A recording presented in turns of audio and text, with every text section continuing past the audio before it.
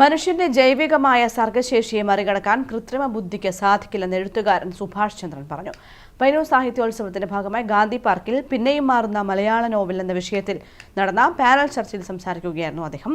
പുതിയ കാലത്ത് സാമൂഹ്യ മാധ്യമങ്ങളിൽ പ്രത്യക്ഷപ്പെടുന്ന എഴുത്തുകളിൽ യാന്ത്രികതയുടെ ദുസ്വാധീനമുണ്ടെന്നും അദ്ദേഹം പറഞ്ഞു. പുതിയ കാലത്ത് സാമൂഹ്യ മാധ്യമങ്ങളിൽ പ്രത്യക്ഷപ്പെടുന്ന എഴുത്തുകളിൽ യാന്ത്രികതയുടെ ദുസ്വാധീനമുണ്ട്. മനുഷ്യ മസ്തിഷ്കങ്ങളെ മാറ്റി നിർത്തി യന്ത്രങ്ങൾ ചിന്തയെ ഏറ്റെടുക്കുന്ന കാലത്താണ് നാം ജീവിക്കുന്നത്. പച്ച മനുഷ്യന്റെ സർഗശേഷിയെ മറികടക്കാനോ അതിനൊപ്പമെത്താനോ കൃത്രിമ ബുദ്ധിക്ക് സാധിക്കില്ല.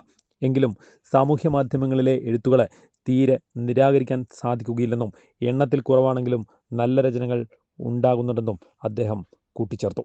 പുതിയ കാല നോവലിസ്റ്റുകളുടെ കൃതികൾ JCB പോലെയുള്ള പുരസ്കാരങ്ങൾ 25 ലക്ഷം രൂപ സമ്മാനത്തുകയുള്ള പുരസ്കാരങ്ങൾ ഇന്ത്യയിൽ നിശ്ചയിക്കപ്പെടുമ്പോൾ അതിൽ തുടർച്ചയായിട്ട് സമ്മാനം വാങ്ങിക്കുവാൻ പാകപ്പെട്ടിരിക്കുന്നു നമ്മുടെ നോവൽ എന്ന് പറയുന്ന സാഹിത്യ രൂപം എന്നുള്ളത് അഭിമാനാർഹം തന്നെയാണ്. എന്നാൽ പഴയ കാലത്ത് നിന്ന് നോവലിൻ്റെ പരിണാമത്തെപ്പറ്റി, മാറുന്ന നോവൽ എന്ന വിഷയത്തെ ആസ്പദിച്ച് ആലോചിക്കുമ്പോൾ ഈ നോവൽ എങ്ങനെ മാറി വന്നു എന്നുള്ളതിൻ്റെ ചില ആന്തരിക ധാരകളിലേക്ക് കൂടി നമുക്ക് എത്തി നോക്കേണ്ടതുണ്ട്.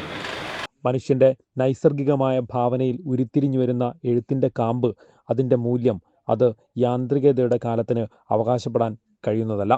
CM വേണുഗോപാലൻ മോഡറേറ്ററായിരുന്നു. VV ബിജു സ്വാഗതം പറഞ്ഞു. News bureau, Payyanur.